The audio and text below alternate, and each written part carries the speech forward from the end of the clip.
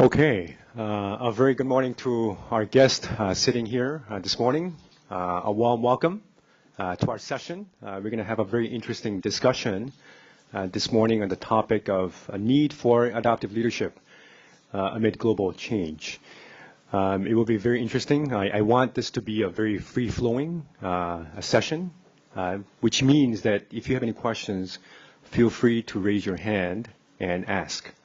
And at the same time, also, if we have questions for you, we'll also do that as well. Okay, so it will be very engaging.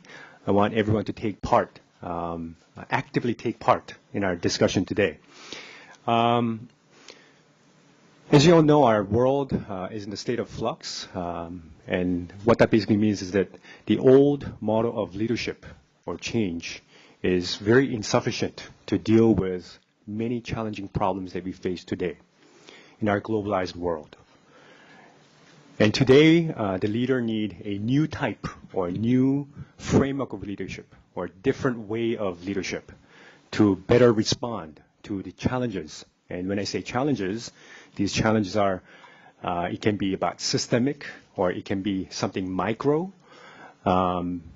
Systemic can be, for example, what happened recently in our country with the political turmoil involving the presidential impeachment, or the North Korean nuclear issue.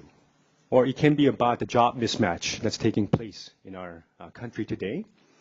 Or it can be about the digital divide, or maybe the income gap that we are facing in our country.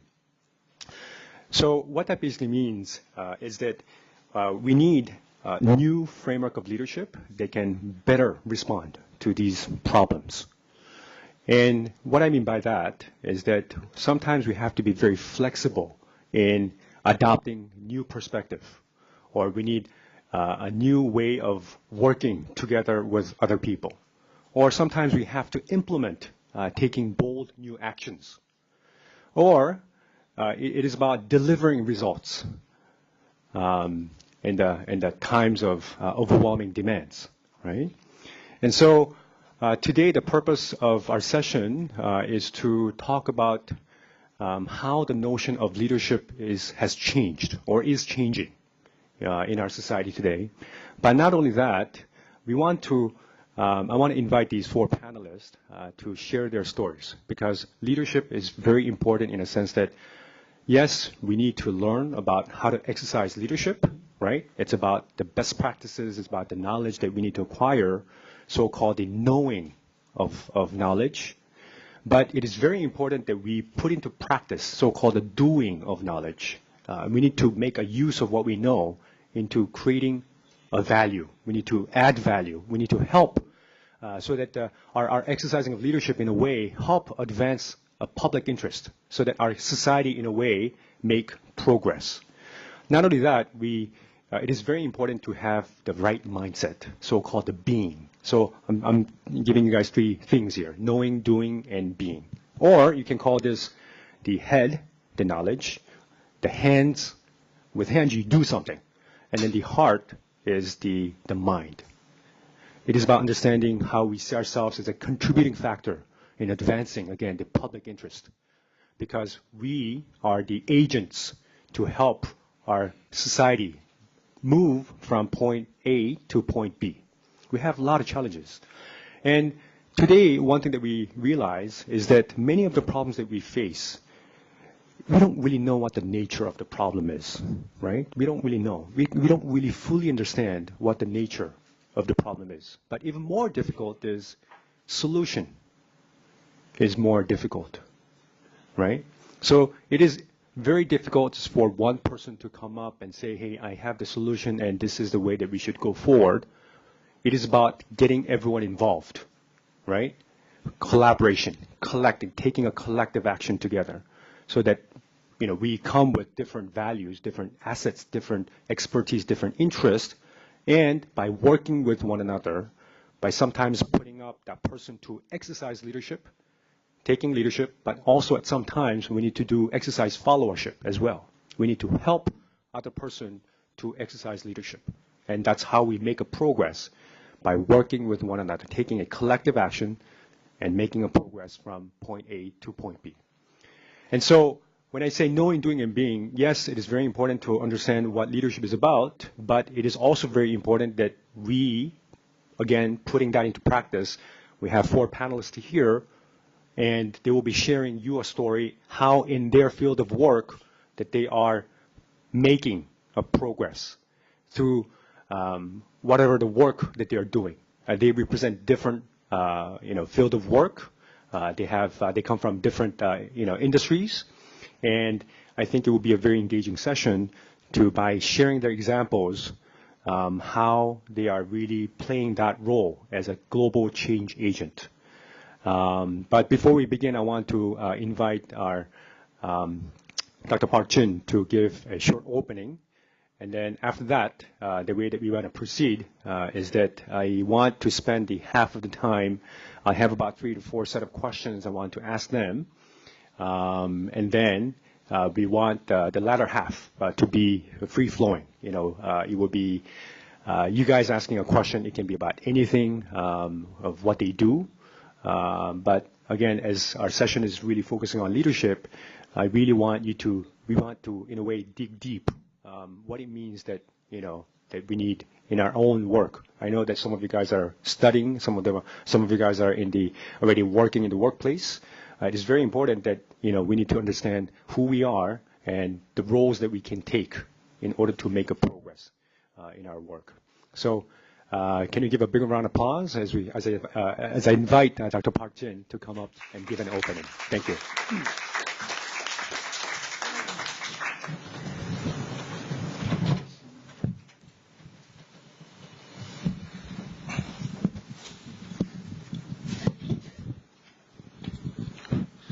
네, 여러분 안녕하십니까? 박진입니다. 저는 아시아 미래연구원의 이사장을 맡고 있습니다. 저는 제주가 좋아서 제주포럼에 매년 옵니다. 금년이 한 8번째인가 됐습니다. 그래서 마음은 제주 사람입니다. 이럴 때 박수 한번 딱 치시면 됩니다. 저희 그 아시아 미래연구원에서 주최하는 아시아 미래를 이끌어가기 위한 글로벌 변화에 적응하는 능동적 리더십의 필요. 이게 오늘 이번 세미나의 주제입니다. 아마 이번 제주 포럼에서 제일 제목이 긴 세미나가 아닌가 이렇게 생각을 합니다. 제가 제목을 이렇게 길게 다룬 이유는 아시아가 변하는데 우리만 안 변하면 시대에 뒤떨어질 수 있고 그 변화에 어떻게 적응하는가 하는 것을 생각해 보는 것이 대단히 중요하다. 이렇게 시작된 겁니다. 누구나 다 리더가 될 수 있고 능력을 가지고 있지만 그걸 어떻게 찾아내서 개발하느냐 이게 중요하지 않겠습니까? 이 자리에 오신 많은 분들께서 각자 다 자기 자신의 리더이고 또 가정의 리더이고 직장의 리더이고 학교의 리더이고 나아가서는 나라의 리더이고 이렇게 모두 가지고 있는 능력이 있는 거죠. 그것을 어떻게 개발해내서 이걸 활용을 할 것인지 그리고 자기뿐만 아니라 사회에 기여할 것인지 이런 이야기들을 해보는 겁니다. 여기 계신 5분들은 아마 이번 제주 포럼의 패널리스트 중에 가장 젊은 분들이 아닌가 저는 그렇게 생각합니다. 주로 20대, 30대입니다. 네. 저만 해도 벌써 60대입니다. 저도 마음은 20대인데 어떻게 살다 보니까 그렇게 금방금방 갑니다. 그래서 저는 이번에 우리 제주 포럼에서 가장 젊고 또 가장 진취적이고 또 가장 미래지향적인 이런 패널을 한번 만들어보자 이렇게 생각을 했습니다. 이 자리에는 뭐 남녀노소 다 와 계십니다만은 젊은 마음으로 오늘 이 세미나를 들어주시기 바랍니다. 그리고 오늘 세미나는 좀 특이합니다. 톡쇼입니다. 그냥 일방적으로 얘기하고 여러분 내 말을 들으세요. 이게 아닙니다. 이분들은 그렇게 하려고 여기 오신 분들이 아니고 여러분들과 대화하고 싶어서 비행기를 타고 멀리서 오신 분들입니다. 미국에서 필리핀에서 또 저기 중앙아시아의 키르기즈스탄에서 이렇게 다 오신 분들입니다. 그래서 여러분들 오늘 만남을 참 아주 귀한 만남으로 이렇게 만들어 주시면 어떨까 이렇게 생각을 합니다. 제가 이게 또 외국 분들이 계셔서 영어로 좀 해보겠습니다. 네. 저도 영어는 성문 종합 영어로 배웠습니다. Ladies and gentlemen, good morning. My name is Jin Park. I'm the president of the Korea Asia Future Institute, which is to conduct research on what is going to happen in Asia and how Korea can play its role actively. We have a very distinguished young leaders in our panel, and I think that this is perhaps the youngest panel of the whole Jeju Forum this year.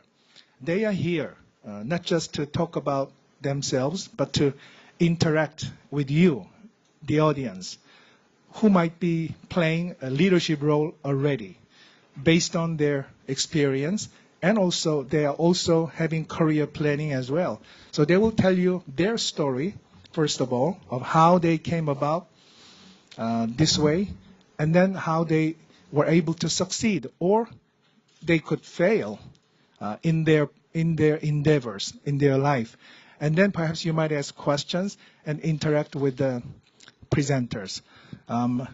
Samuel Kim, sitting on my left, is studying leadership, teaching leadership, and implementing leadership himself. He's been in many countries, especially studied at the Kennedy School of Harvard University, where they teach leadership. They call it the Kennedy School Leadership. As you may know, the president, former president, John F. Kennedy, who was born exactly 100 years ago, the name was given to a university to teach people how to learn leadership and to make your career planning. So he will tell you about the Kennedy School leadership. What's the essence of this leadership, especially from your perspective? I hope that will be very interesting. We have Ami from Philippines. She's having her own company, 3 Point Ventures, and she's doing a lot of things to develop her own plan, but also contribute to the society, so non-profit activities.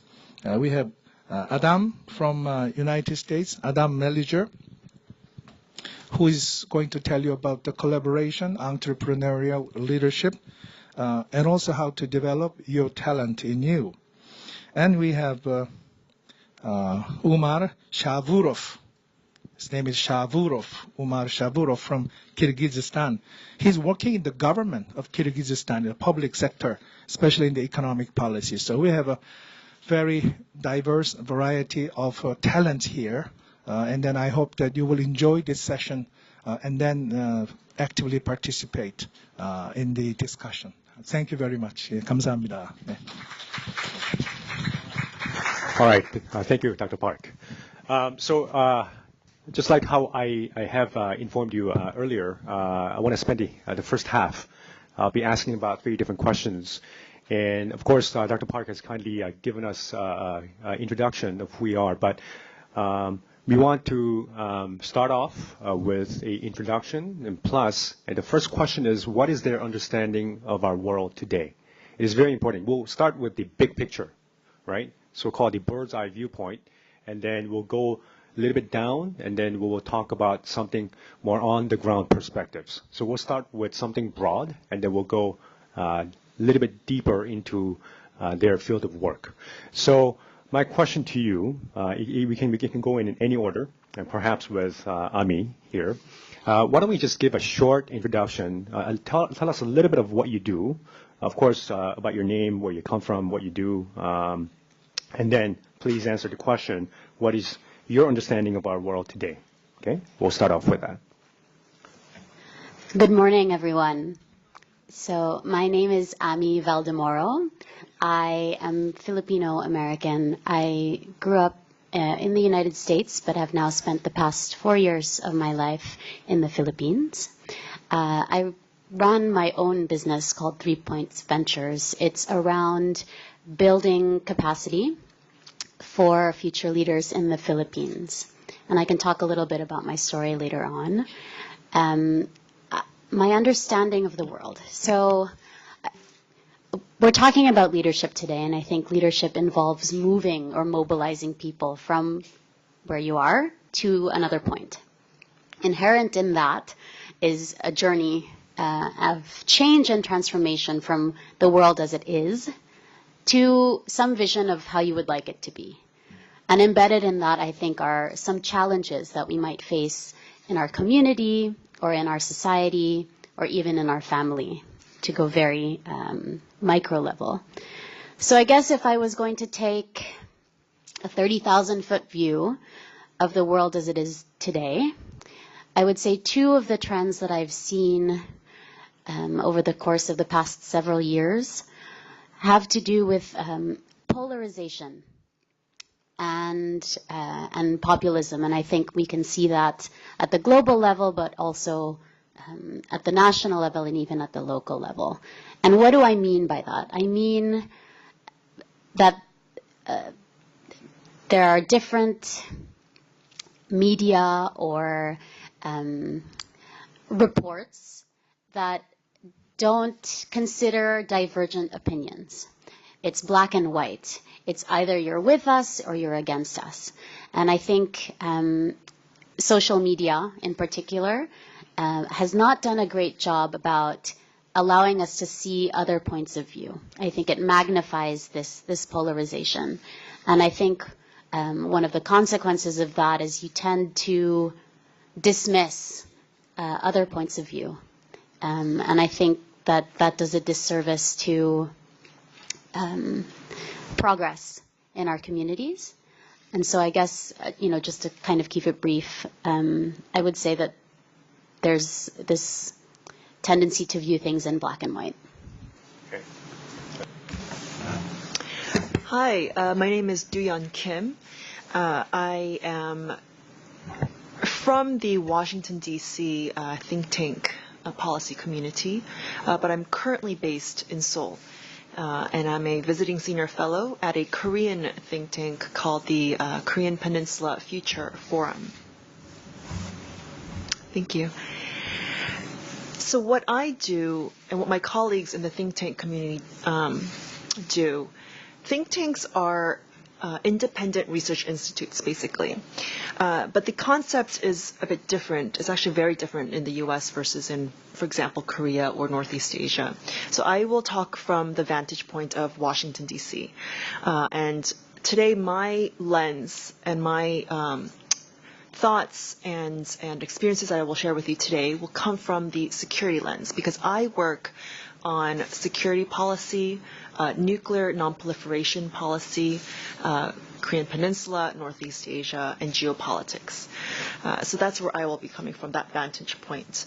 And think tanks, especially in Washington, the sole objective is to, based on independent fact-based research, is to devise policy recommendations.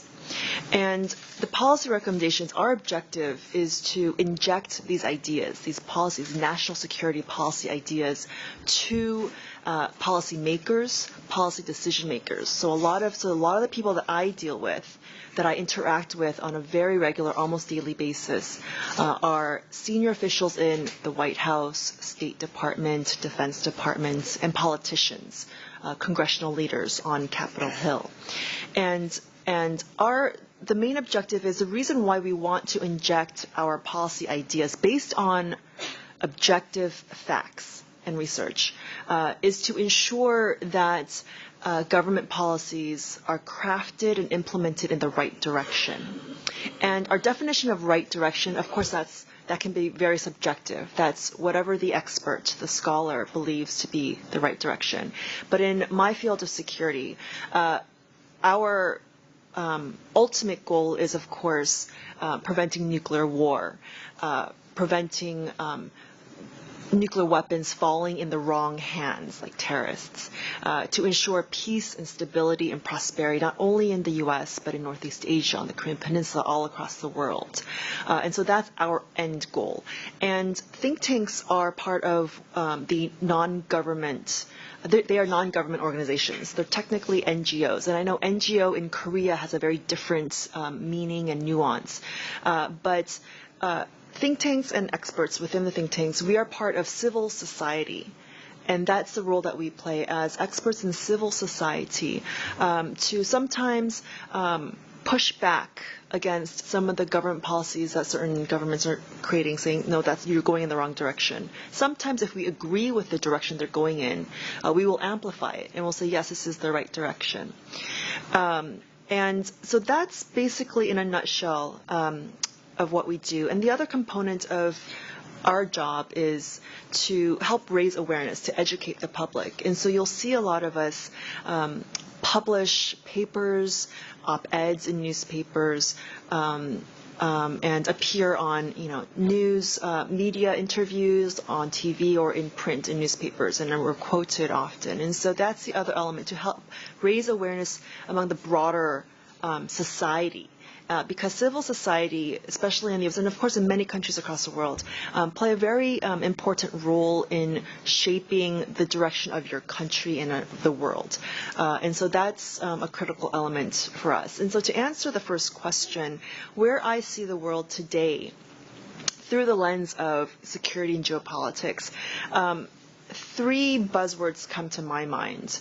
One is uncertainty, two is anxiety, and the third is potential disorder. And I'm not going to say disorder yet, but potential if gone wrong, if left unmanaged or mismanaged. And I say this especially, and it's not entirely because of this one factor, but largely because of the Trump factor, President Trump in the United States. And so what I see is today we are at an inflection point in the global order. And because of this Trump factor, President Trump seems to be, and I'm not going to say he's doing it already entirely, but he seems to be trying to, whether it's intentional, well, I actually think it is intentional, trying to unravel the post-war liberal order since 1945. And so for people like myself and my colleagues in the security policy community, that's very concerning. And the means of communication that the leader of the free world, the American president, is using is flexing military muscle rather than communicating through diplomacy. And he has actually dismissed diplomacy. He's trying to shrink the State Department. He's trying to cut budgets. He does not care about diplomats. And so that's very concerning for people like myself in the security community. And so against that broad backdrop of how I see the world, I mean, the reason why I say that, and we see a lot of different factors, and I'll try to bring this locally, in South Korea.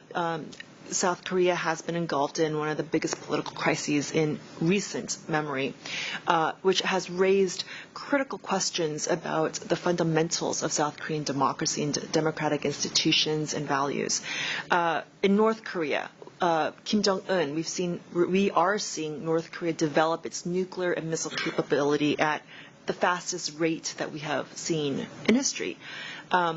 In China, China is increasingly assertive. It is going back to its centuries-old habit of bullying its East Asian neighbors. And the competition with the U.S. Right now, after the Xi Jinping-Trump summit, the atmosphere seems to be a little bit better, a little bit toned down, but the competition between the U.S. and China raises concerns, especially for South Korea. And those concerns are perhaps South Korea might be used as a battleground for big power politics. In Japan, you've seen military buildups in Japan and military buildups in China. And so that competition between China and Japan also raises concerns for a country like South Korea that's situated in the middle. And so again, finally, Trump, and this is my last point, is we have a brash American president. His actions and his words raise serious questions about America's leadership in the world, and especially when it pertains to my area of work, the uncertainty surrounding whether he would think rationally about using or not using nuclear weapons. Until now, American presidents always exercised restraint. and it was a very hard calculation whether to use or not to use nuclear weapons. But now that is all thrown into question. So these are the concerns that I have when looking at the world today. Okay, thank you. 안녕하세요. My name is Adam Malager from the United States, specifically Chicago, where I have my own consultancy working with Fortune 500 organizations and helping them best meet the new level of expectation from customers and their employees. Coming to Korea always feels like a second home to me. When I was 11 years old, I started taking Taekwondo and did so for 17 years and taught for 10. I'm a samdan, if you're curious. I've spent the past 15 years focused on leadership development, most recently studying at Harvard University under the top minds in adult psychological development. So to jump right in and answer the question, the three things that I see changing are on a very large scale, but we all see it at a small level. And the first one is the changing expectations in the workplace. I am the oldest a millennial can be, so I have a benefit of seeing that perspective, but then also seeing the older generation's perspective, in that millennials in the United States, across the world, and including in Korea, have a different expectation of what they want when they come into the workplace. And it puts a lot of strain on the leadership to try to meet that. And we have lower retention because of that disconnect with employees. We also have a lower level of job satisfaction. Millennials today have a deep desire to grow and transform themselves. And most workplaces are ill fit to be able to support them in that development and support them in that progress. Dr. Park mentioned that I focus on collaboration and entrepreneurship. It's for a number of reasons. One is that millennials have an expectation to be a more equal participant in the workplace. And from that equal participation comes a level of development and a level of mentorship that's required to make that happen, that enables them to see that personal transformation that they so desire and so want to strive towards. The expectation of the customer is also changing. That customers want more specific things that are more curtailed specifically to them. Organizations now are finding the need to, in English we say niche down, to really find that smaller customer segment to be able to most benefit them. So I also find myself doing a lot of entrepreneurial work and teaching entrepreneurship as well. 2 weeks ago, I was working with a Fortune 500 financial firm, and they brought me in because they saw that they were suffering with teamwork and team development as part of their major concern. And to illustrate kind of the perspective I have, I'll use this as an example, and that is that whenever we have a desire to exercise leadership, I'm sure you've heard a couple times already that we on this panel don't usually say you're a leader. We say you exercise leadership, because leadership is certainly an action. Authority is a position. I'm sure we've all had bosses in our lives that were like, well, they're our boss, but they're not really a leader, right? We've all experienced that, where these people we're told they're leaders, but they don't feel like that to us. With the organization I worked at, they wanted to create more collaboration. The senior level leader I was specifically working with at this time, awesome leader, tremendous. They were making, believe they're in the hundreds of millions of dollars with this new initiative that this Fortune 500 is taking, and they've been operating now for 5 months without a vision. He hasn't been clear in the vision, and for those of us who've been in the workplace for a long time, that can be very confusing for everyone involved. And for him, it came to this deeply held assumption that he had, that he feared making the wrong decision. And this didn't come off after a very short conversation. This was after diving deep into more depth of how he was really experiencing the world, and he was really afraid of being alone, is what it came down to. And he feared that if he made the wrong vision statement, that the organization would end up failing and he would lose all of these people that he brought together to form this very close-knit team. When we look at human development with children, my nephew hates taking baths.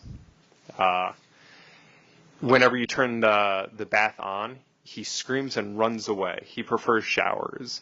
And he's 6 years old now, and I ask him, why are you so scared? He's like, well, if you pull the plug, I'm going to fall down and I'm going to get sucked down in the drain. I'll never see my parents again. Which is, to us, we laugh at that. We think that's funny. And it is. It's hilarious. I didn't laugh at him, but I laughed later. When we look at children, we see this misunderstanding, this disconnect in what reality is and how they see the world. Now, we as adults, we have the same thing. Now, it's not usually as funny. It's not as obvious for us. But so often we have this experience where we hold these assumptions, and really those assumptions hold us so profoundly that it impacts our ability to engage in the behaviors and the decisions that we know we need to make. To put it another way, just as much as we have a goal, and we want to throw our foot down on the gas pedal and start moving forward, something causes us to start pumping that brake. And eventually we have that foot firmly planted down on the brake. And we end up not engaging in the behaviors we know we need to achieve our goal. To wrap up my statement, the trend that we're seeing now in employment is transformation. What does that actually mean? And what are millennials looking for is that they want to help remove their foot off the brake and to actually start moving forward into the change they need to make. And helping workplaces learn how to do that will increase retention, will help make them feel like they're part of the team, and help them feel like they're growing. But it's not just millennials, it's something that we all need. Thank you. Hello, everybody. My name is Umar Shavurov. I'm from Kyrgyzstan. It's an honor to be here on this beautiful island. Sam and I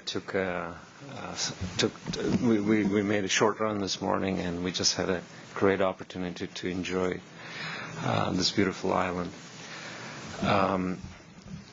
When Sam asked the question about what trends or how do we see the world today, I see it in terms of the phrase conflict is good.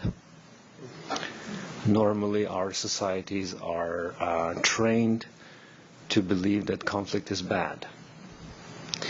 And I think what we see across the world today is, these different fires that are popping up in the U.S., in the Philippines, in Europe, in other parts of the world, things that we thought we actually left in the past. Things that we thought that the societies have coalesced around ideas that, that we need to go in this direction. But these guys are coming up and they're saying, well, maybe not so. Maybe, we need to do things differently or look in the other direction. So when these people come up with counter-narrative, I see in that an opportunity for us to actually rethink how we consider conflict and how we can actually harness this energy in making us move in the right direction. So in that sense, I think what is happening there and around the world at the global scale gives me two insights. That the power is not up there. The power is with us, with the people. And for that we have technology, we have an understanding, and it is actually making us realize that we do have that power, ultimately. And if the leaders, so-called leaders, who are in these positions, they're not doing their job, then it's up to us. It's our responsibility to actually move in the right direction, the so-called grassroots approach. And I think the other insight is, I read somewhere in one of the innovation studies that it takes only 18% of the early adopters I think Adam might know that. It takes about 18% of early adopters to actually adopt new technology that it becomes basically afterwards a phenomena for the rest of the society. The rest of the society, of the 100%, actually follows. So I think in many terms, in climate change, in concepts of nuclear non-proliferation, in concepts regarding broader economic issues, we are approaching these points that people are now realizing, well, we regardless of these trends that we see, we are overall moving in the right direction. And I think what happened yesterday, we saw in the presentation of Vice President Al Gore, and then subsequently the announcement of the President in the United States about the climate change agenda. We do set that trend that actually, regardless of what's happening there, the people are actually moving in the right direction, because there is this understanding that we can harness this power, and conflict is good if we know how to use that energy properly. Thank you. Thank you, everyone, for sharing your understanding of how you see our world today. One of the reasons why I asked this question to begin with is it is very important that, as you have heard, that the world is changing. Again, systemic, macro, micro, the world is changing. And it is becoming more and more important for us to do, exercise leadership in that regard. And so what we're going to do is that the second question, I'm going to add second and third question together. And the second question is about what is your definition of leadership? Because it is very important to understand how the notion of leadership has changed. And not only that, after you state the definition of leadership, we want to also hear about how you are putting that into your into practice in your workplace and the work that you do. So a definition, and of course it won't be the same as they come from a different background, but we want to also hear about how you're putting that into practice in your workplace.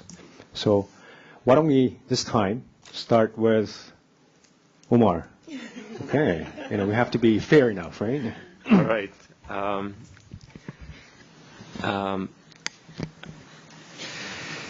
Leadership concept is truly changing, evolving, just like our society is evolving. And the way we look at that really fluffy stuff, leadership, and how do you use that, because we're still under the notion of, well, leadership is associated to a leader. And leader is somebody who is a boss. He's the director of the company. He's the, you see, I'm using even the word he, right? Because we do have this notion that generally leader is a he. There's a gender specification also. So there are all these dogmas that exist that actually guide our behavior.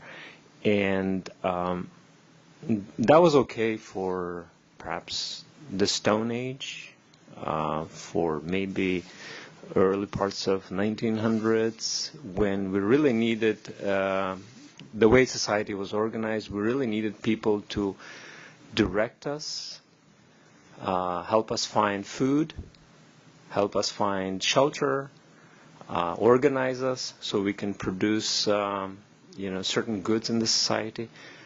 But for the world that is today, we need a different kind of concept of leadership that perhaps requires still those things, direction, protection, and order, but in a different kind of mindset that is far more horizontal, that leadership is not linked to the authority, formal authority that people carry with them, that leadership can be with each individual person on different issues, that people can choose to exercise leadership at certain point,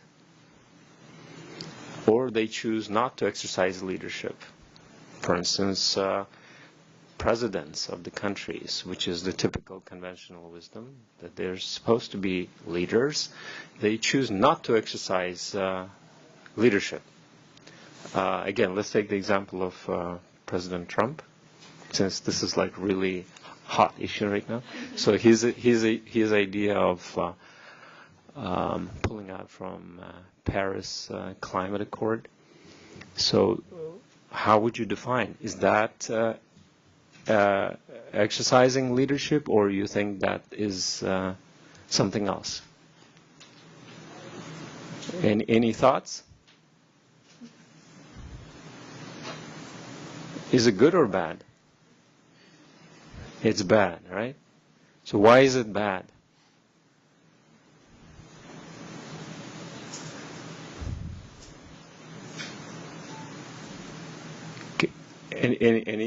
Anybody wants to say something? No? This is my attempt to engage the people, Sam. You see, I'm taking away power from Sam because he's the moderator. I'm taking it away and I'm giving it back to you, right? So this is also the concept of leadership, that it's not only with Sam. Sam is just given, he can only do so much that we allow him to do. If he doesn't do that job, we take away that power from him, and we either distribute it within us or we actually give it to the people. So this is also part of the notion of leadership. So this was like a miniature case of actually trying to demonstrate what we are really trying to do with this concept of leadership. Now, to the second part of the how we're trying to practice, I am right now engaged in various initiatives in my own country, which also has a conventional, traditional concept of leadership, despite the fact that it is relatively a horizontal society. It's a nomadic society, but yet there is that still tipping point that decisions are made at the top. And I am chairing one of the councils of advisors to one of the ministers, and there are a lot of issues that are going on in the country, which reflect the broader issues in the society that are affecting the country. It's a developing country. It is smashed between two huge superpowers, China and Russia. There are other regional powers who are trying to yield their influence in a very geopolitically, strategically important location. There is religion that comes into play. Kyrgyzstan is traditionally a Muslim society. There is huge youth unemployment. So there are a lot of issues. And economy, in that sense, plays an important role. So within that council, we are given a task to consider important priority issues. So that our job is, in a way, a little bit easier. So we don't have to sift through a lot of issues. We're given a wish list of what the government wants to us to give advice. And in that concept, we do a lot of so-called diagnostic. Diagnostic in a sense of asking questions. This is an important element of exercising leadership. Asking the right kind of questions for the world we live in is far more important than having answers. So are we asking the right kind of questions for a very dynamic, very complex world that we are surrounded in, that enables us to think better and to prepare than to have answers? Our answers were good for maybe 20 years ago, for 50 years ago, maybe even more. But for the challenges that we are facing, even some of the things we thought we already passed, let's say in economic theory, in development, they're not good anymore, or they're not applicable in our case. So what we do in that sort of council is really ask good questions.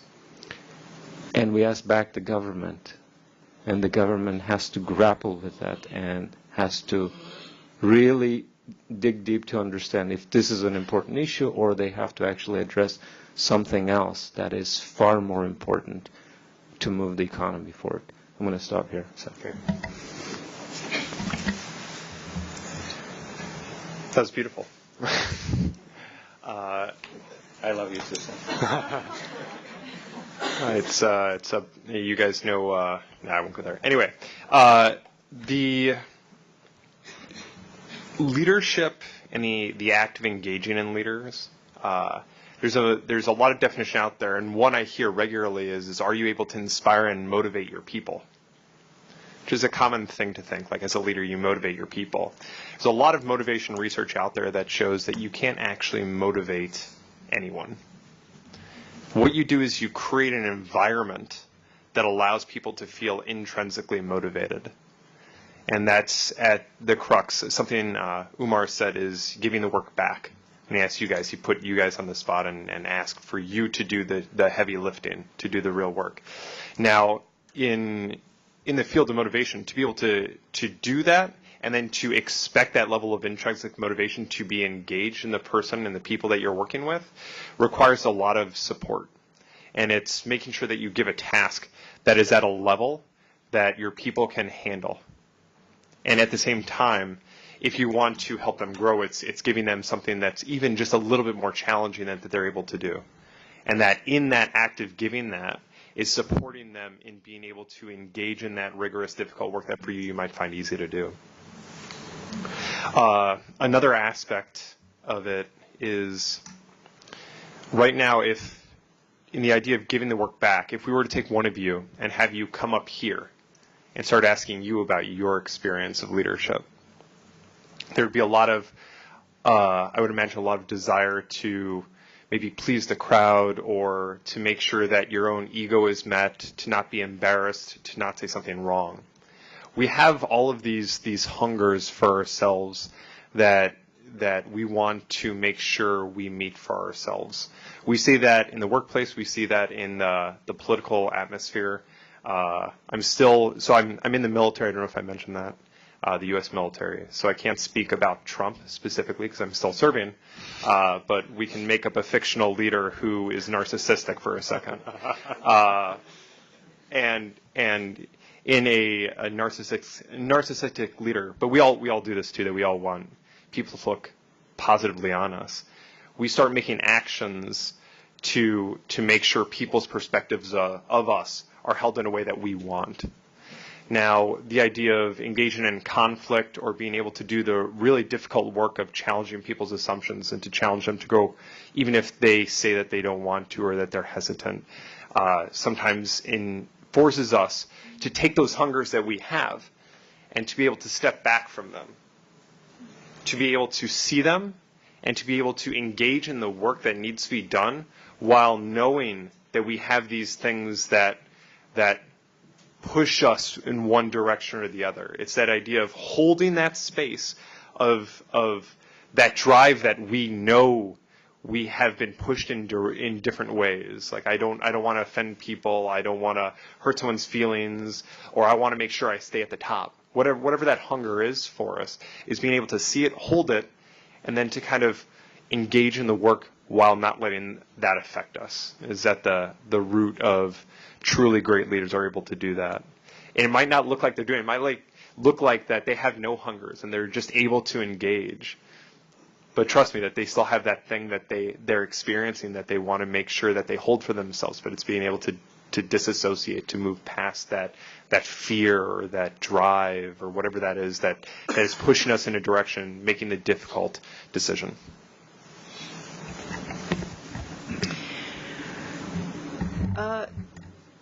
So for me, I'll focus on just a couple aspects. It's not, and some of these points have already been raised, but it's not leadership is not, or a leader is not always somebody who is visible at the head of something, an entity, organization, country, whatnot. Leadership in a leader is also, a very important element is also someone who can lead from behind, someone who can, in English or in America, we have this term called the unsung hero. So it's someone who you can't see, who does not have the spotlight on them, but is able to instigate effective change and influence in a more quiet capacity and not entirely visible. Adam mentioned someone who can motivate, and I agree with that. Someone who can motivate, inspire, and attract validators, supporters, but also among this group of validated supporters to attract people who can take those ideas and put them into action together collectively as a group. And this so-called group does not have to be a formal group. It can be dispersed across countries, across boundaries. And so on leadership, in my portion, I'll focus more on the aspect of change and influence, effective change and influence. And so for the line of work that I do, for think tank experts, the way we define change and influence, one way we do it is which expert has the new policy idea that can help solve or deal with global security challenges that we face today. Which expert's idea is actually adopted, is taken by the policymakers and is put into real national policies and international policies. And one metric, and there are many metrics, but one metric is, for example, and this is a very simple surface level metric, but one metric of measuring whether an expert or a think tank has that type of influence is which politician or which president or which senior government official took that expert's buzzword, that idea, and said it in public. And so that's just one metric. There are many. But a lot of the work that I do is, you see a lot of it in the public, yes, but a lot of the effective change comes in the private discussions, a lot of intellectual discussions with policymakers and decision makers. But there is a sense that we can be a bit, there's another phrase in America called ivory tower, about above everyone else. We're not really down on in the roots, in the grassroots. And what we do in think tanks is very different from what professors do at universities, because our approach is different. Think tanks, it's practical approach. Professors and academics take theoretical basis, and it's a theoretical approach, right? So it's different approaches. Not one or the other is good or bad. It's just different. But what I think the future should be in terms of influencing policy in the work that I do is less ivory tower, to bring it down more, to provide the intellectual capital, yes. But to find a more comprehensive, multidisciplinary approach to policy. So currently, if you look at Washington, even in Seoul, and most capitals that do a lot of this policy work and research, all these meetings and discussions and debates are all siloed, compartmentalized by discipline. So security experts get together, economics experts get together. It's very separate, and they don't talk to each other. And so they're working on the same policies, but they're not talking to each other. And so you are limited in your ability to propose a strong policy or an effective policy to decision makers. So I think the future needs to go in the direction of a multidisciplinary approach. And currently the approach is think tanks and public sector, government officials. But I think the future needs to go with public and private sector together, because it's the private sector that plays a critical role in implementing a lot of these policies or ensuring that policies don't get out of hand, also in the private sector, and especially technology, the role of technology as it's evolving so rapidly today and in the future. That's going to play a critical role in overall security, peace, stability, and whatnot. And so I think the future, and we're seeing bits of this, the Atlantic Council is a think tank in Washington, and their new strategic vision is we don't want to be a think tank, we want to be a do tank. And this is the point that Sam was mentioning. So instead of just doing the intellectual stuff, it's actually doing programs, implementing programs that can bring about tangible change. Because if you've already guessed, based on what I've been saying, a lot of our work is you can't really see the results physically. It's not like you can create a new product like businesses and that you see it tangibly in the policy world. It's very difficult to do that. And so perhaps the future, even in the think tank world, is to either blend or even become more of a do tank, I don't know, or try to find a good balance between the thinking and the doing. So the way I've put this into practice in my line of work is, so when I used to work at the Carnegie Endowment for International Peace in Washington, it's called Carnegie 국제 평화 연구원 in Washington. I led a project and founded called the Northeast Asia Policy Group. And I brought these elements together, public, private sector together, to bring in practitioners. Most groups in Asia are among professors and PhDs, which is great and important. But I wanted to bring in practitioners, mid-level, mid-career professionals, so ages 35 to 49 years old, because in that age group in government is the director level, the 과장 level and above. In private sector, it's the vice president, like 이사 level and above. And this is that critical middle group where the senior decision makers rely upon heavily to inform their decision making too. And so that's one way. Another way is, and because this is a public setting, I can't go into all the details, but I can say, humbly say that there was a time when something had happened in the world, and I picked up the phone, a disaster had happened in the world, and I picked up the phone and I called a policymaker who was in charge of convening this international summit. And I told that policymaker, because of this disaster that happened, we need to, at the next international summit, we need to add this issue on the agenda. And you're going to receive objections and pushback from some people, especially in America, but these are the reasons why you should add this on the agenda. And it was actually adopted. And we saw it in the next summit, in the international summit. And I wasn't the only one. I had a few colleagues who also supported this view. And so that's one way, and I guess this anecdote is under the theme of, the sub-theme of leadership of change and influence, and how can you influence and bring about change in the world. And so, and I say this, and I humbly share this anecdote because, and it's especially to the younger generation in this room, you don't have to have like a 사장님 title or a, 대통령님 title, or, you can do this quietly. All it took for me is I picked up the phone, and of course what's important is you have to know that person.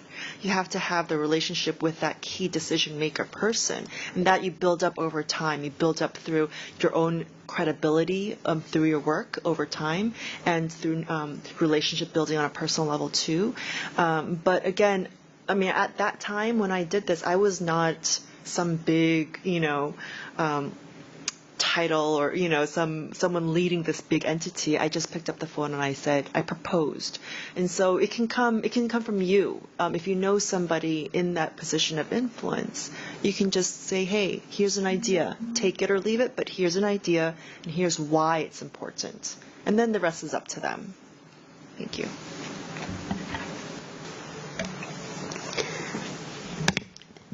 How many of you play sports?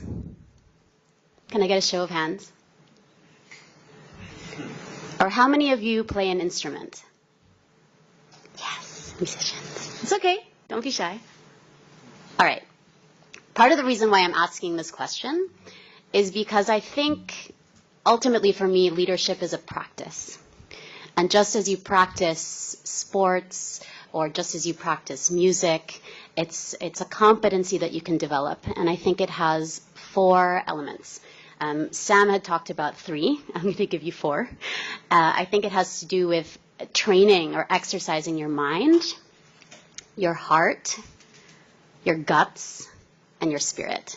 And I'll talk about each of those 4 elements within the context of my own sort of case. So I went to the Kennedy School, like some of the panelists here, to train my mind. I was working in the non-government organization sector and in health policy specifically.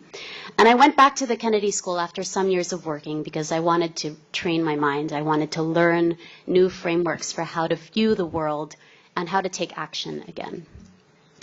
And why did I do this?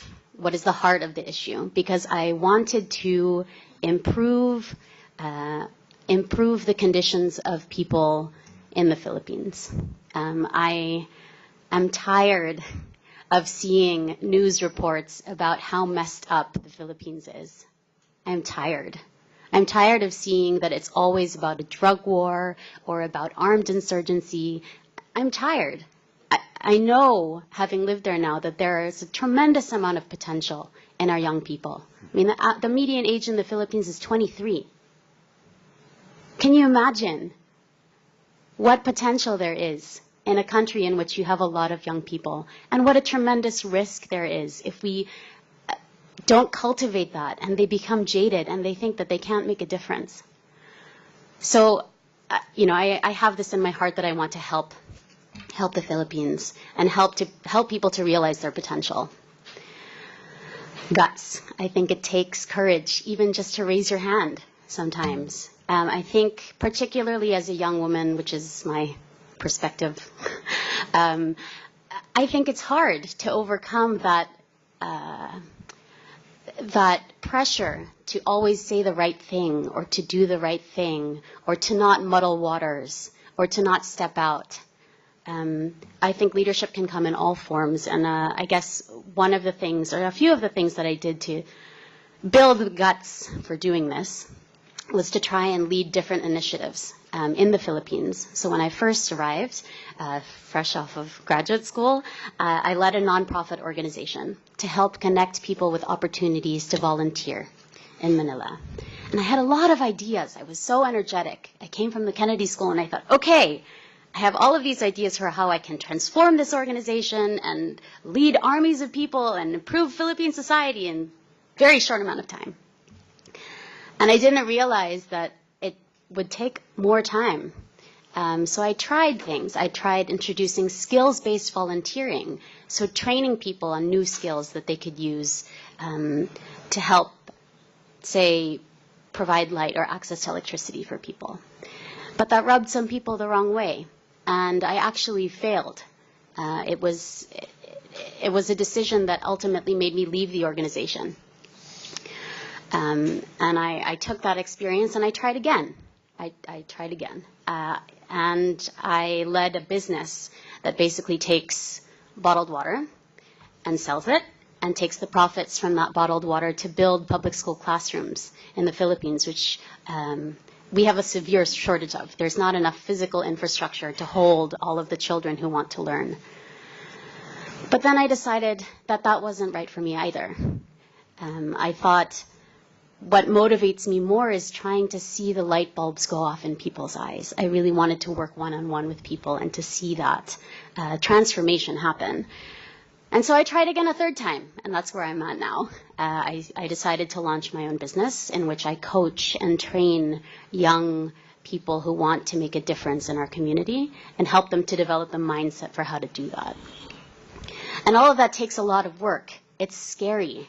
There are risks involved. I mean, I grew up mostly in the United States, and for me to move halfway across the world, I had to get face to face with certain loyalties that I had to my family. My family is still in the United States, so they asked me, why is it that you're moving? Why is it that you're motivated to do this? I had to fight against the convention that, I have this formal education. I graduated from this institution. Why don't I go and become a very successful business person and make a lot of money and then go back and do something? I had to confront those things, and I had to get right with myself about why I was going to do this. And I had to find partners. So this is the last sort of element, which is around your spirit. I think anybody who's going to try and engage in this practice needs to feel anchored and whole as well. I think, taking risks is scary. And so I think to the extent that you can find people who help you to laugh and help to renew your spirit and help you to see that even if there is a narcissistic leader in a very powerful country, or political issues in your own country, or there's uncertainty around whether the formal rule of law is going to be suspended, that you can continue fighting on another day. So I guess that would be my contribution. Well, thank you, Ami. Thank you, Ami, for sharing the story. I think this is a great segue to my next question, and I want, in a way, this to be. Well, after this, we're going to have you guys ask a few questions. But before that, I want to give give a summary of the definition of adaptive leadership that they have shared. Ami here and also Adam has shared that leadership is about action, it's about practice. Leadership itself, in grammatical terms, is noun, but it's a verb. It's something continuously doing, putting into practice, right? And also, Umar has defined it as asking the right question, the good question, so that people can generate the work. People can themselves start thinking about the work that they need to do. And also, Duyan also mentioned about unsung hero or unseen hero. It doesn't have to be, you don't really need the authority, right? We define the authority in two terms. One is called the formal authority. The other one is called the informal authority.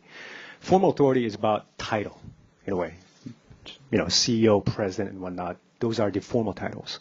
And a lot of people think exercising leadership requires only the formal titles, right? Once you are in that position of authority, then you are really able to take leadership. But leadership can also be exercised without the formal authority, so-called the informal authority.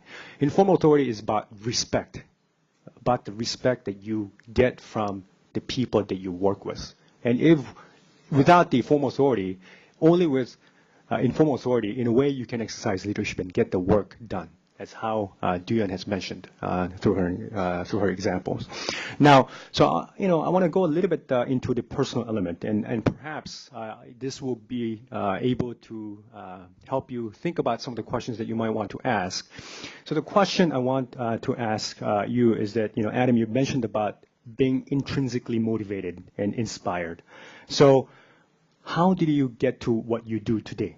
What really plucked your heartstring? What really, got into what you do today? And of course, some of us here, the panelists, have graduated Harvard. And of course, after graduating from Harvard, you will probably get, six-digit or six-digit salary and whatnot. And, you have all the career opportunities out there.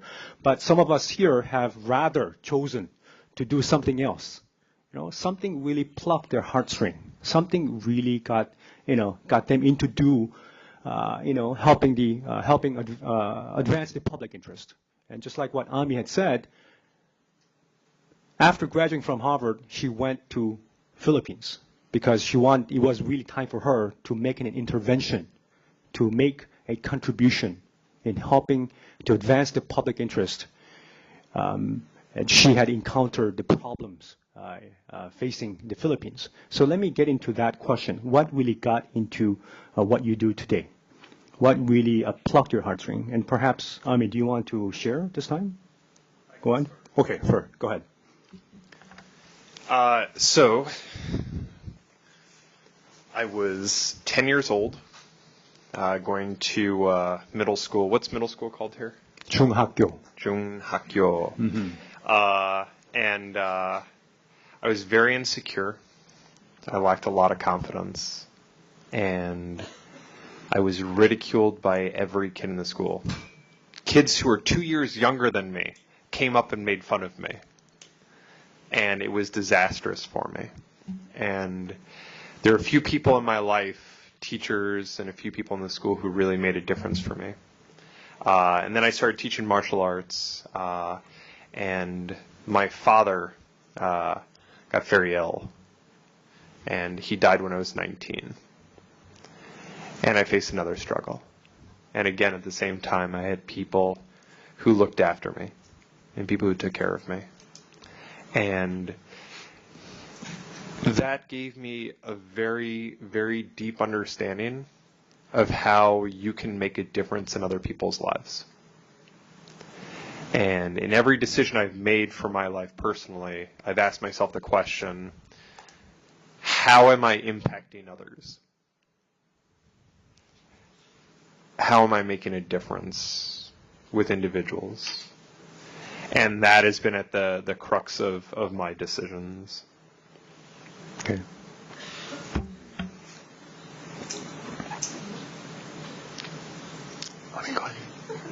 Okay, go ahead. I feel like I kind of already answered this question in my last remark. But I guess a similar experience, and I was a little girl. I moved with my family a lot when I was younger. And at one point, we ended up in Mexico City. I was 10 or 11 at the time, and it was the first time that I saw major inequality in one place. So people with extreme wealth living side by side with people in extreme poverty. And I thought to myself at that age, I said, there's something about this. Why is this? And it's a question that continued to sort of plant a seed in my mind all throughout the rest of my life. So there was that awareness that there's a difference here, and an understanding that maybe that difference is unfair. And from that sort of assumption or conclusion that things are unfair, what can I then do to help to make sure that everybody has a fair shot? I feel like I'm the product of circumstance. My parents moved from the Philippines to the United States during the era of martial law under Marcos for education reasons. My father went to go get his MBA, and they ended up there because of economic opportunities. But I feel like the opportunities that I've been given haven't been because I necessarily deserved them more than anyone else. It's because I was born into that opportunity, and I just wanted to, in some way, make sure that other people, regardless of where they come from, have that opportunity too. Okay. So for me, what drives me, what motivates me has always been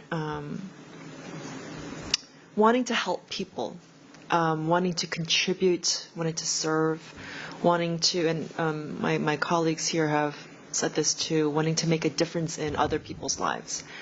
And I actually, another side of my personality is I like to fix things too, and that could be a blessing and a curse as well. But I actually, in college, I was pre-med, 의예과, and I was also a double major with literature, 영문학, in the U.S.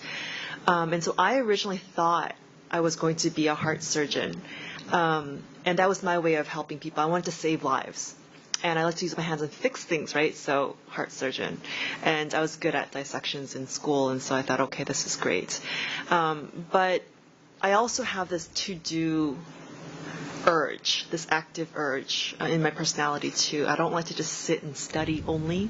And so I said to myself, after college, I will work, do anything. It doesn't have to do nothing medical related, anything active. Get it out of my system, and then let's sit down and study, go to medical school. But then, so I got into journalism. And so I was a journalist actually for almost 9 years. And then I switched over into the think tank, the policy community. But in journalism, I was the South Korean Foreign Ministry correspondent and the Unification Ministry correspondent. So I was a 외교 안보 전문 기자. And during that time, I covered North Korea, six-party talks, inter-Korean relations, inter-Korean summit, and all of that. And, I grew up both in the U.S. and in Korea. And growing up in Korea, of course, you all know, you grew up with, I'm not sure about the younger generation now, but we grew up, and Dr. Park's generation especially grew up with, that North Korean threat. It was always front and center in our mind. We knew that. And in school, I remember we had drills every month where we hide under our desks and, war drills and all that, or in case. And so that was, I was aware and I knew of this, and I was always interested in international relations, international affairs. But while I was a journalist covering 외교 안보, in 2006 we had the first North Korean nuclear test. And even though I knew of this North Korean threat growing up and living and working in South Korea, that nuclear test really resonated with me, and it felt so close.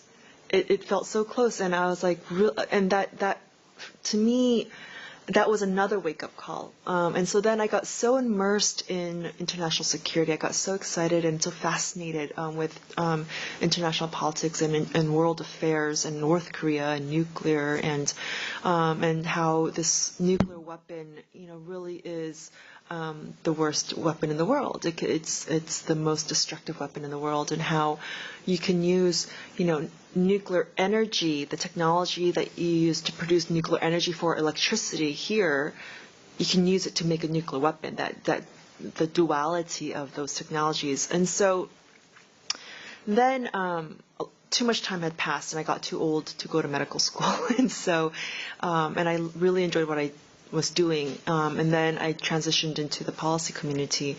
And so in a sense, the foundation is the same. It's trying to contribute, trying to help people. And so instead of saving lives through surgery and being a doctor, the way I approach my work now is contributing to, and I'm very small, I'm just one person. I'm not powerful at all, but helping to contribute to save the world from nuclear war. And that's basically what the line of work that I do is about. So I try to bring in those elements into my work. And so again, the fundamentals are to contribute, to be of service to people, society, country, world, nation, and to find a way to do that. And that's the way that I choose to do that now. Thank you. Excuse me, as you might have noticed, a lot of things that motivate us actually start in our childhood. Something happens in our childhood that is fixated in our memory that then somehow guides our actions for the rest of our lives. Something bad or something good. We all have unique stories and unique things.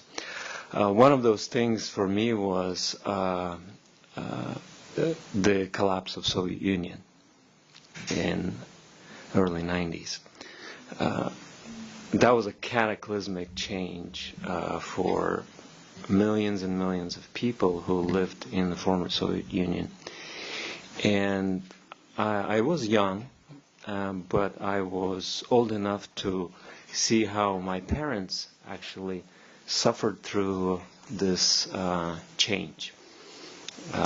They grew up in a system that provided and had everything planned out for them. It was a planned economy.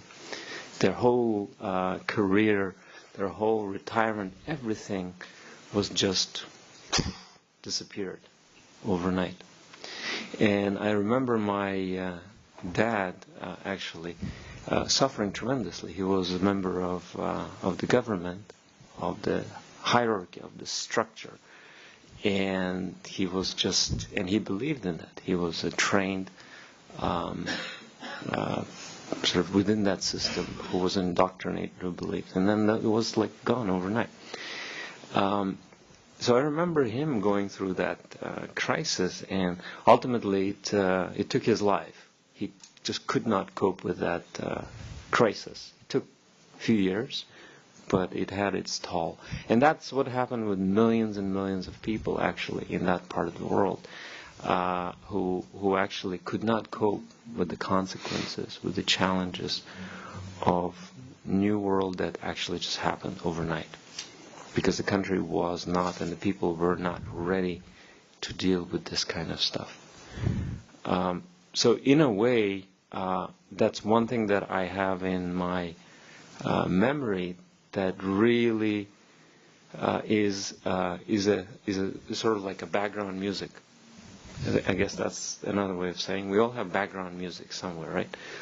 Some people have Star Wars.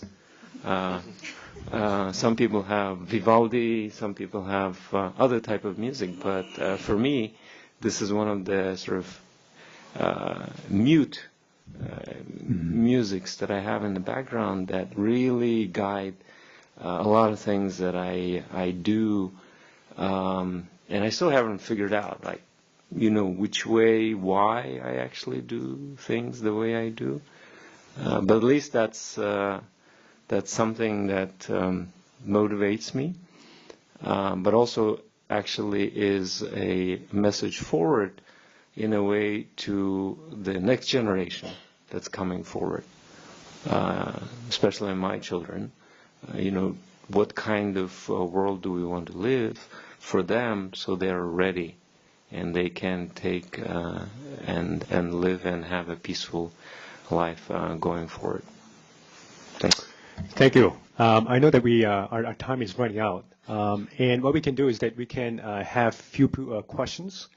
I'll probably take 2 or 3 questions, and after our session is over, we'll continue to remain here. I know that it's lunchtime, and if you're not hungry enough, we'll remain for the next about 20 minutes. If you want to come up and talk to us and ask some personal questions, you're more than welcome to do that.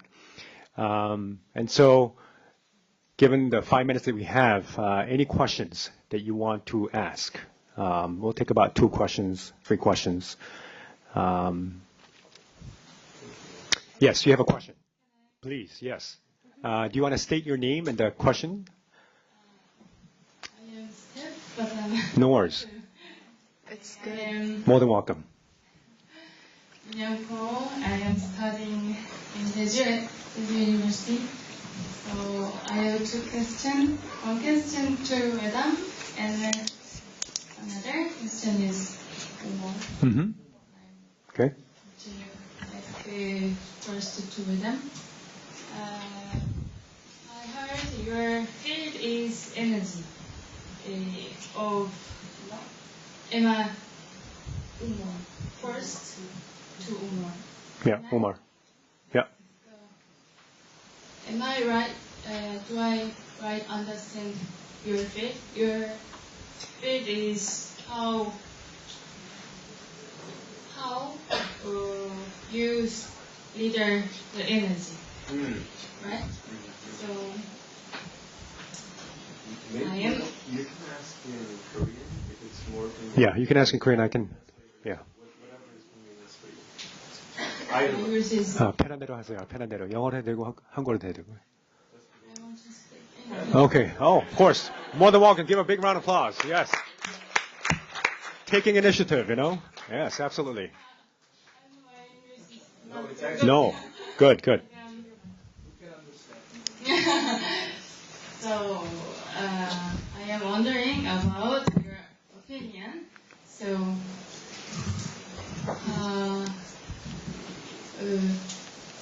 how there is amount energy in Earth. Mm-hmm. So how should the leader the amount of energy? Okay. For example, Trump has it right to use energy, but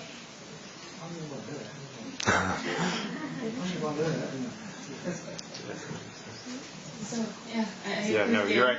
actually energy. 시간이 없으시면. 그러니까 궁금한 거는 그렇게 많은 에너지를 사용할 수 있는 그 리더들이 그 에너지를 어떻게 좋은 방향으로 사용했으면 좋겠는지 궁금하고요. 그리고 애담 씨한테 물어보고 싶은 거는 그 애담 씨가 생각하기에 리더십의 정의가 이 직원들을 동기부여할 수 있는 거라고 말씀하셨는데 한국의 회사들은 리더들이 그 직원들을 동기부여하는 방법들을 여러 방면으로 하시거든요. 예를 들면은 적은 시간에 많은 태스크를 주고 동기부여를 하는 경우도 있어요. 그거를 좀 하루에 뭐 이제 정말 많은 양의 태스크를 주면 정말 잘 동기부여 되거든요. 시간이 없으니까 그걸 하려면. 아니면 제주도에서는 술을 사줘요. 같이 이제 회식 자리를 하면서 친분해서 하거든요. 그것도 전 좋은 방법이라고 생각하는데 예단 씨는 어떤 것이 좋은 동기부여를 할 수 있는 방법인지 알고 싶어요. Okay. Thank you for that question. Any other questions? Maybe we'll take one or two more. Yes, please.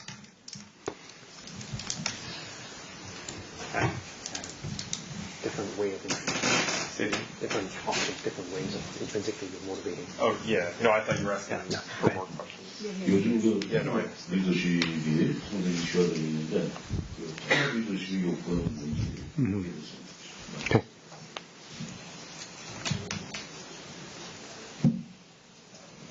Did you understand the question? Can you define integrated leadership?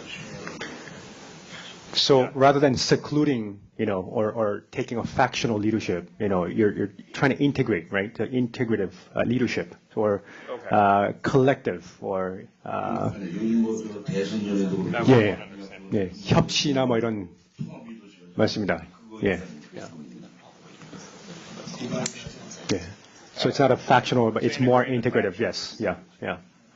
Okay. Can you have one more question? Yes, please. Oh, we have two more questions, please. Yeah.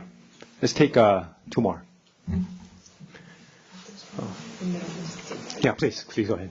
I have a question, and how can students like us put into action a leadership in the society? Okay, very good. How can you put into practice as a student? Yes. Okay, very good. Anyone can answer that question. I think we have two more questions. Lady in the middle. Yeah. Mr. Umar said that the important thing is to ask appropriate questions. So I want to know about the example of appropriate questions. An example of what is a good question or what is the right question. That's a good question. Okay, we have one more question at the back. Thank you.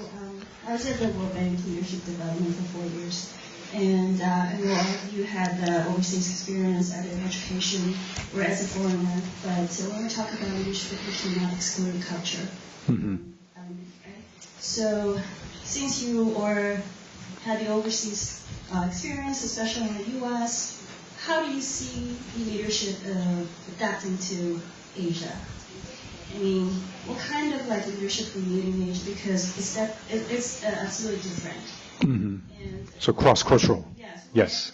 Leaders in the World Bank, although it was an international organization, a lot of leadership element was taught in U.S. way. Right. But since you also work in Asia, what do you think is adaptive leadership here in Asia? Sure. So cross-cultural communications, cross-cultural leadership. Yes. Very good question. Yeah. Any other? Okay. I think we have a question. Do you want to ask a question? Yeah. We have a student in the middle here. Wow. There's a lot of similar answers that can be tied together nicely. 한국어로 Yes, please.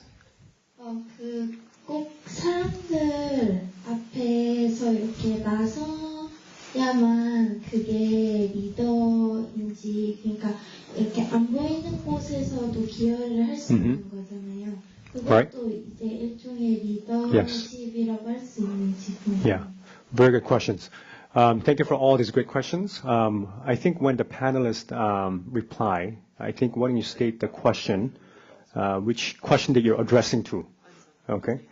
Can you summarize the last question, because I didn't get? Yeah. So the last question was basically, you don't have to be always at the front. I know that Duan mentioned, slightly. I think, Duan, you can mention, address this question. You don't have to always be at the front to be shown as a leader.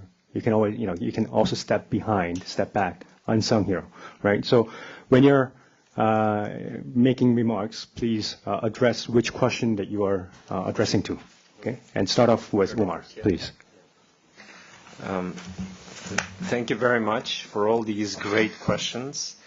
And I want to start with this wonderful volunteer we have who had the courage to raise her hand and to ask the question in English. And I want to actually apologize for trying to interrupt you while you were making the statement in English. I think that's a very courageous thing, actually, to say the first. If you don't mind, can we give her a round of applause for me?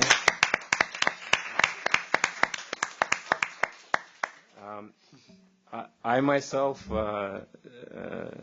had to also learn various languages. One of them was English, and because English was not taught widely in former Soviet Union, and I think it's a great. It takes courage to actually say the first word, so I can relate to you. In terms of energy and the leaders, what I really meant was there's energy in the society with each individual people. The question is, how do you harness that energy? How do you use that energy in the good way or the bad way, right? And I guess in relation to this certain leader we were talking in the United States was, how do you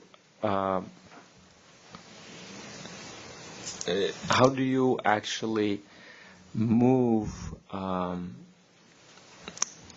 Okay, let me take a step back. The leader can, the so-called leader, the person who has a title, he can choose to use that energy that's in the society with certain group of people to move, let's say, this climate change issue forward, meaning endorse it and implement all the things that the government has agreed. That doesn't necessarily mean that everybody endorses that view. And that's what happened with the previous president. There was a certain group of people in the United States of America who believed that climate change was an issue. So the previous president said, okay, we're going to harness that energy and take that forward and make an important commitment to try to reverse the bad effects of human intervention to our planet. That's what we would call exercising leadership. There are still people in the country, back then, there were people who did not believe, and today they don't believe in the effects of climate change for various reasons. So there comes this new president, and he says, well, these people are saying that, there is no climate change. So I'm going to listen to these people and use that energy to stop whatever the previous president had committed. So that's what I really meant when I was talking about energy at the global scale, at the country level, in terms of using that energy, the power that people send through you, in moving the country in the right or wrong direction. So in the classical terms, the way we understand, this would not be exercising leadership, what the recent president did when he pulled out of the Paris Climate Change Accord. He did not. Because he actually halted the progress of the people of the American people and probably put a brake, like Adam was saying, brake on, at the same time as accelerator to the progress of the world, because the United States is a global player. It's an important player. But remember the other thing that I said? There are also people who are, there is enough people in the world, in the society, in the United States, who actually want to change things. So I think it's creating a positive energy in the society to actually say, okay, it's actually in our hand. We can change things. There was one more question that I want to answer very quickly. Questions? What type of questions are appropriate questions? There is no right or wrong question. That's the starting line, right? Any question. I had a dean at my undergrad who her mantra was, if you didn't ask any question, that is the wrong question. That was her mantra. And that's how we were raised in our school, in undergrad study. But I would say, yet still you need some kind of a structure to navigate. So the typical, what, when, why, who questions, always a good starting point. What, when, why, who. These are generally good starting questions to begin digging of what's really happening. I will make my comments as concise as possible. Well, that's not good. The first one is along the lines of motivation. And the research, and I'll also touch on the culture piece, the research that I'm referring to is done across multiple cultures. The idea of drinking as a component, we laugh, but it connects to three things that the motivation research has identified as psychological needs that all human beings need to be able to feel a level of intrinsic motivation. So I want to distinguish right now between extrinsic motivation, using the carrot or the stick, and intrinsic motivation, which is you actually feel the inherent joy of the activity. These are the two polar opposites, right? Now, in the middle, there's a bunch of others that's still extrinsic motivation. If you have questions about this, feel free to ask me later. But that's coercion works in there. Pressuring people is in that, all the way to I value it because I identify that my religion or my society values it, so I've adopted those values as well. But I'm not doing it for the pure joy. That's the range of motivation. The three psychological needs we have to help people move towards intrinsically motivated. For all of us who have been in the workplace for a while and who have had subordinates, and even for you who are still in school, we want people around us to want to do the things that we need to get done in the organization. We want them to just inherently feel the joy of the action in which they're engaged in. So the question is how can you create the environment for that? And it's not about giving motivation. You can't give motivation. It's not about motivating others. It's about creating the environment. So the three things. One is relatedness. Proper social events can lead to that. No, drinking is something that's engaged in outside the workplace here for that purpose. The second one is autonomy. And for us who have been in the workplace for a while, giving autonomy can sometimes be a challenge. How can I give someone who doesn't have the skill set I have the power to engage in the work on their own? And then the third one is increased competence. So does the person feel like they're growing? If you do those three things, you will create an environment where people will feel more intrinsically motivated to do the work. It's the pure research. It's unquestionably done that and expressed that. So regardless of culture, if you do those three things, you'll be looking good. Integrated leadership. All relationships boil down to one thing. And if you don't have this one thing, you can't lead. And that's trust. Trust is at the core of all human relationships, and it's the case within connecting factions together or working superior to subordinate. If you don't have trust, you're unable to do anything with another person. Now, the question is, how do you build trust? Very simple equation I learned from an individual who was a speechwriter for Robert Kennedy. His name is Marshall Gantz. He teaches at the Kennedy School. Tremendous man. a lot of stories behind him, but in essence, he describes trust as this: to build trust comes from having shared values with other people. Now the question is where do shared values come from? Shared values come through action. You demonstrate your values through action. So if you can demonstrate common values with other people, that will build trust. It's really that simple. And those three psychological needs, every human being has those. If you engage in those three psychological needs, you're demonstrating you have value for the people who you're leading. And right there, you demonstrating that you value them, I assume that they value themselves, but that will build trust.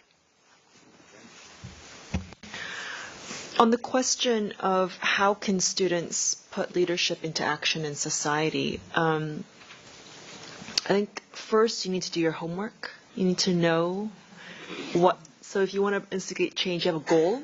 How do I get to that goal? What is that goal? So you have to know that goal very well. So do your homework, be prepared. You need to have a good cause, something that brings about positive change. And the way you put that into action, you need to approach it rationally, logically, and not emotionally, and do it through professional means and not go about the personal route. And so I'll give you a story, and this is an example.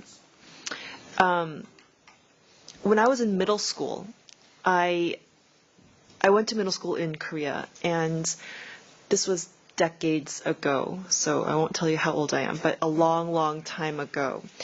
And I looked at my school and, oh, I'm sorry, in front of Dr. Park. Okay, that wasn't that long ago, but compared to many of you students, it was a long time ago. And I looked at my middle school and I said, this school is not recycling trash. There are no 재활용 trash cans. It's all dumped in one place. And I said, we have to recycle. We have to save the earth. We have to conserve and preserve the earth. And so I thought, we need to start this. And so before I spoke to any teacher, I picked up the phone and I called, where does trash from Korean schools go to? And I found it goes to a place called Nanjido. And then I called, does Korea recycle? I mean, I don't know if Korea, and that back then Korea, maybe 1% recycle or 0.1% of the entire country recycled. But fortunately back then, there was a recycling plant. It just wasn't used much. So I had to find, okay, who recycles, where does the trash go? And then if my school wanted to do that, who do they talk to? And so I did that homework. So again, do your homework, right, before you propose an idea. And I was only in middle school, but I had a 과외 선생님, I had a tutor, and I said, 선생님, help me, I have this mission, but I don't know who to call. And so she helped me make phone calls. And then I brought it up to my teacher, my middle school teacher, my 담임 선생님. And my teacher was like, whoa, recycling, and you're only middle school student? You know, like, and they're like, okay, well, and I think she thought for such a young person, student, a child, to say we have to recycle and Korea doesn't recycle, I think she was more amused. So she kind of went along with my thought, just kind of she didn't really believe I was serious, but I was very serious and determined. So she didn't help me much. So I went to the next teacher, and then the next teacher. And then I finally actually went straight to the principal. And I said, Mr. Principal, we have to recycle. And so he went to the headmaster of the school. And so they made the phone, and I said, here is my homework. You call this person, this place, this place. I don't know the rest, but I just know the first steps. Can you please help? And so the school finally started recycling its trash and brought in trash cans to recycle. And then I was told that after that, rumors spread and other schools nearby heard that this school recycles. And they're like, what is that? And so I was told by some teachers that other schools started to do that too. So that's, again, I was just a middle school student, no title. My title was child, middle school student. But I had an idea, and again, do your homework, for a good cause. I had the help of my tutor, my 과외 선생님, because I said, tutor, I need to make these phone calls, find where does trash go, please help me. And so my tutor helped me with my homework. And then I proposed it to my teacher. And you have to go in order. You can't always just go straight to the top. First step is go to my 담임 선생님, and then rejection. I was like, okay, next 선생님, rejection. Okay, next, and then, okay, too many rejection, go to principal. And then the principal said, oh, interesting. And then the principal went to the headmaster. So you have to know the order, the protocol, and how to proceed. So that's also part of homework. And then I just want to just finish with one point. And this is not a question, but I wanted to say this to the students in the room, that I know a lot of us talk about, and we work in places, in fields that don't really generate a ton of money. But I know because there are students here, some of you may have dreams to be a billionaire, and that's okay. That's good. So don't be afraid to be, hungry for money, because financial stability is very important in life. So don't be afraid of that, and it's okay. But I want to encourage you to use that money for something good. Of course, use it for yourself, your family, your kids, yes. But try to find something for a good cause. Maybe create something. If you want to go into business, create a new technology or something that will help and make a contribution to society, the community, or the world. It doesn't matter how big or small. Or if you don't know what to create, invest in a company that wants to do something good. So maybe be an investor. So Warren Buffett is a very famous investor. So philanthropy. I want to encourage you to, and you don't have to do it right away. Sometimes you get so busy earning the money and doing the hard work but you can be later when you're older, you can contribute money, but try to keep that in mind, to use it for something good. So I'll just touch on the piece about culture. I think we all have various different experiences, and I acknowledge the question and the statement that culture is different in different parts of the world. I think when you're thinking about transforming or changing whatever ecosystem you're operating in, whether it's a country or a company or your neighborhood or your family, it's fundamentally a question about culture. And loyalties. I think, a sense of cultural identity is a loyalty that we have to how we were brought up, about the principles and values that those societies represent. And I think any conversation about transforming society has to do with three fundamental questions.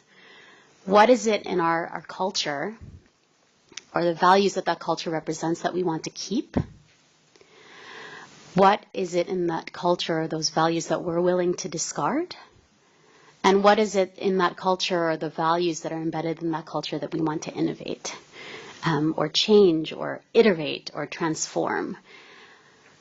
Those are three very sort of direct and simple way of putting it, but actually doing it takes time.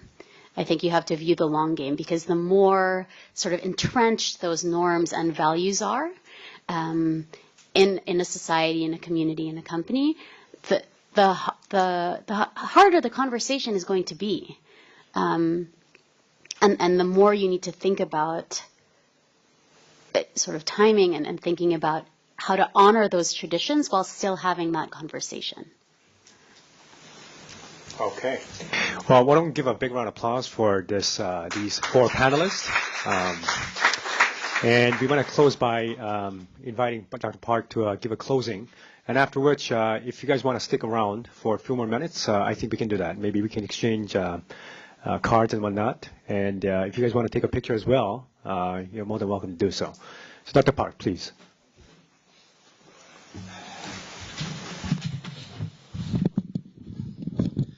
I guess we are reasonably hungry now. The times are over, actually, but I do appreciate all of you to remain until the end of the seminar, to feel something and to think about the leadership and to learn some lessons. I myself have learned a lot from the discussions during the 1.5 hours. I think that there is some sort of a pattern or some kind of a new theory of leadership, if you allow me to formulate. It looks like everyone had an experience. So first, we need an experience, either in a family or school or medical school, or under communism, or in Mexico City. Somehow, you have the experience. And number two, question. Why is this having to happen? As Ami said, why is this? Why is the serious income disparity between the same human being? And what should I do? Is it right or wrong? I think that's the question. Third one, certainly motivation. Then what should I do now? Someone just mentioned it as a mission. Mission is a much more stronger term than motivation, but you feel like I'm going to solve this problem. It's too unfair. I don't want to live like this, especially for my children, my generation, next generation, and so on. Number four, energy. If you don't have a motivation, where do you get your energy? Someone asked a question about the energy. If the leader is able to mobilize energy, where do you get it? How do you use it? Energy, I think, is very important. Mental energy or physical energy to change something. Finally, I think 5 is action. All right? So you think a lot, and you have lots of anxieties in your mind. But if you do not act, if you do not implement your ideas, then it's kind of a daydream. Number 5, action. And number 6, transformation. You change the world by doing so, individually or in a group. So the common element of the dialogue that we had from each individual panelist today, I think just fits into this 6 stages of changing the world. If I'm wrong, please tell me later. Let me talk about myself for 2 minutes. Okay, I was going to be a doctor, like Tuyan. My father was a doctor, internal medicine. He was not an established doctor. He was a refugee from North Korea. If you have seen the movie 국제시장, Ode to My Father, he took the boat from Hungnam Port and came down to Jeju Island, and then met my mother, who also is a refugee from North Korea because of the Korean War. They got married. I was born in the center of Seoul, which is called Jongno. So I became a son of Jongno myself. If there was no Korean War, I would not have been born and standing here and just talking to you. But that was not my experience, my parents' experience. So I was born, and I just took it as my life to become a doctor. It's a very stable job. You stay in hospital, patients come to you. You are not going out and looking for patients. You have to have an office, and the people come to you and, cure the people, which is a very commendable thing, very respectable job. But then in high school, when I was 16 or 17 years old, something happened totally different from my life. A U.S. president called Richard Nixon visited China. So what does it have to do with me?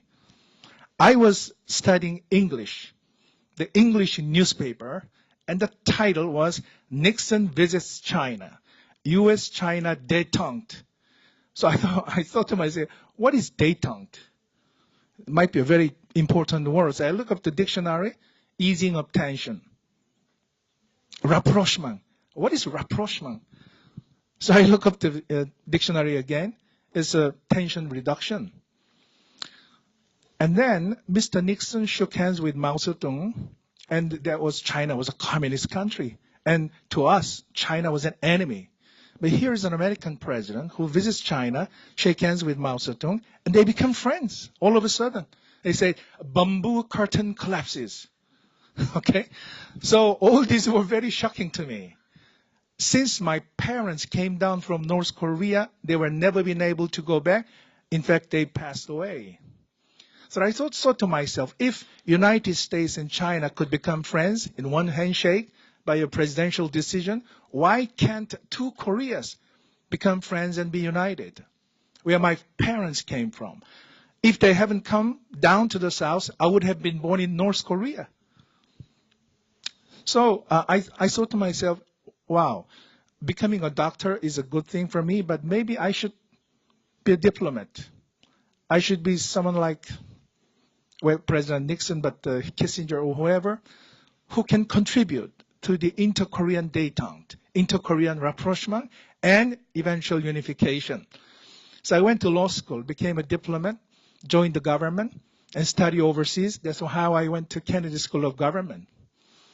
Came back, became presidential secretary, I went into politics, and finally I became chairman of national unification, chairman of foreign affairs, trade, and national unification. All this would not have happened if Nixon didn't go to China. And then I met Mr. Nixon before he died. He visited Korea, and I met him and I told him, sir, Mr. President, you changed my life. And Mr. Nixon said, yes, I don't understand what you're saying. Because when I was a high school boy, you visited China, shook hands with Mr. Mao Zedong, and I was shocked. It was such an impressive diplomatic achievement. So I thought to myself, why can't two Koreas be united? And he shook my hand, and they said, oh, I'm very glad to meet with you. And God bless you, he said. So that is the reason why I created this Asia Future Institute. My desire is to see the eventual unification of Korea. I want to see it before I die. But who knows? The division might continue. And I know that I'm old enough to know that you cannot achieve your goal in your lifetime. And if that's the case, then what do? You have to prepare the next generation. That's why we prepared this panel, this session today, so that the young people can get motivated, and get energy, have a sense of mission, and act. So if you have any idea or any sympathy or any feeling about the discussions that we had today, please write to me. I have an email over there, and please write to them and see if we can interact and move towards a same goal together. I think the questions you put were all very interesting and very right. There's no wrong question in life. And I hope that especially the young participants could have the questions about yourself, about your life, and about your mission. And if you have, then I think that our panel is very successful. Thank you very much. Thank you.